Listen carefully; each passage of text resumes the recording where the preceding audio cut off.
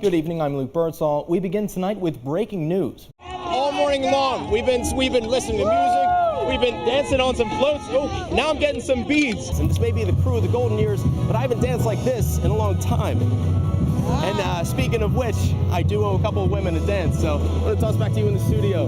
At your service, Luke Burdsall, KPLC 7 News. Tomorrow, Macy's will be sending its huge parade down the streets of Manhattan.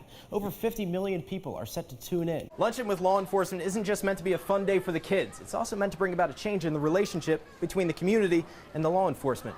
Hey guys, can I sit with y'all? Yeah, sure. Tonight, some in Calcasieu Parish are fuming over another tax exemption meeting. Robin Richardson explains why one person says the community isn't being respected.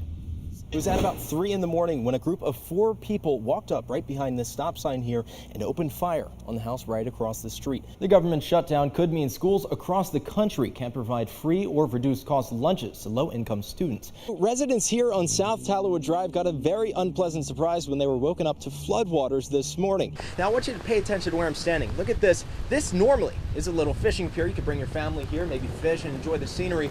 But as of now, it's been completely overwhelmed by the flooding. So after that loss, today may be a real struggle for some Saints fans. Doctors say sports blues is a real thing, but there are some easy steps you could take to help lift yourself out of that slump.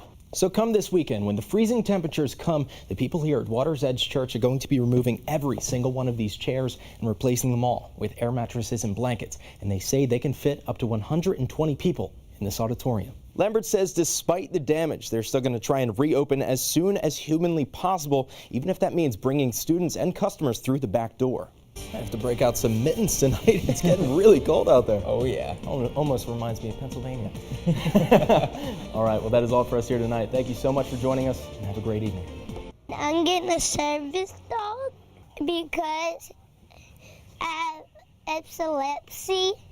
This is Jace, a 5-year-old diagnosed with epilepsy, a disorder that makes Jace suffer from seizures. He is currently on 3 daily medications to help him control it, but Jace's mom, Amber Cooper, says his condition has gotten worse. He can be having a seizure without having any clinical signs of having one. She says now he needs a service dog to help. That's where Landon came in. You guys didn't know each other before? Mm-mm. Landon LeBeau is only 8 years old, but decided he was going to help after his mom told him about a Facebook post regarding Jace. He settled on a lemonade stand, and the community's response was overwhelming. Can I have some lemonade? Yes. We raised over $2,000. In about how many hours? 3 hours. Who would have thought a lemonade stand could raise over $2,000 in a few short hours? And in just over a week's time, Landon's Lemonade raised over $7,000. But LeBeau says that $7,000 just scratches the surface compared to the full cost of a service dog, which can be upwards of $50,000 easily. But Landon says he's not going to stop selling lemonade until he reaches that full amount. Right, Landon? That's right. I'm going to try and meet the goal, and if I can get over, I'm going to give it all to Jace. It makes me happy. Jace says he really hopes to get his service dog. So are you excited to get your service dog? Yes. Do you have a name picked out? Yes. What name do you want to give him? Booger. Every superhero needs a sidekick. That's the new slogan of Landon's Lemonade. Him and Landon hit it off 100% last weekend. They're best buds now. It warms my heart and shows me there's still good people in this community. To get a phone call from a complete stranger in a complete different town that says, I want to get back and I want to help you. At your service, Luke Burdsall, KPLC 7 News. According to police, it was at about 3 in the morning when a group of 4 people walked up right behind this stop sign here and opened fire on the house right across the street, shooting 46 bullets into a house where a family of 3 was sound asleep.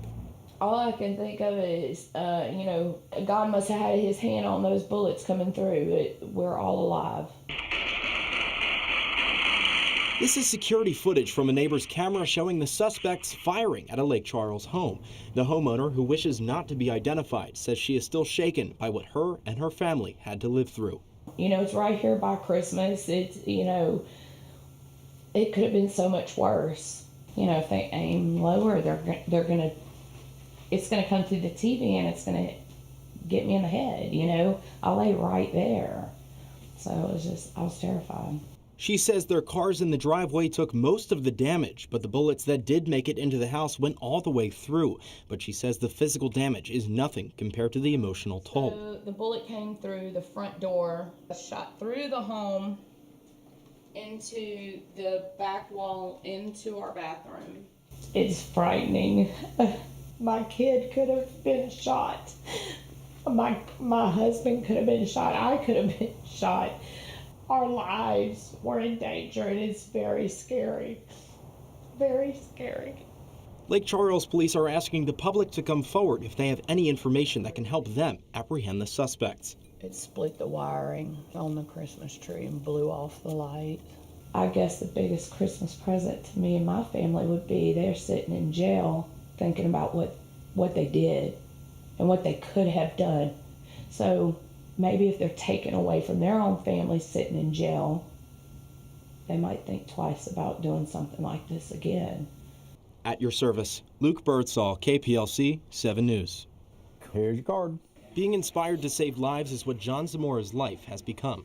For him, it was the passing of his daughter that inspired him to advocate for becoming an organ donor. My daughter passed away of a blood clot in the lung.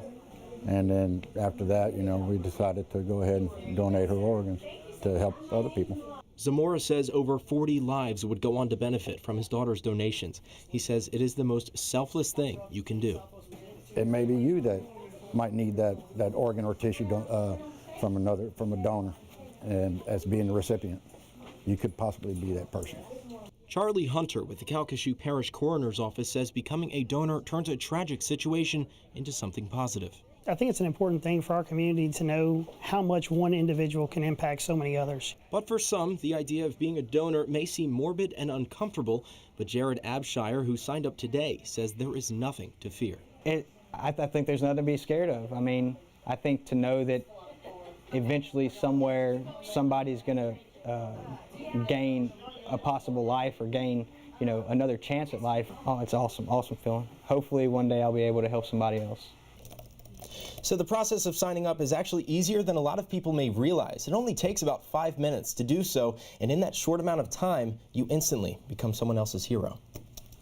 I think the most important thing to take out of that is that it's something that you no longer need, occurs after your death, and if you and your family choose to go forward with that, the potential that it can have on other people. I don't think there's any better calling in life than to save a life, and that's what you have the chance to do.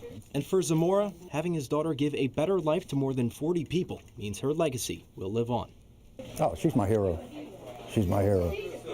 It makes me feel real good knowing that she's living throughout other people, and it just honors me.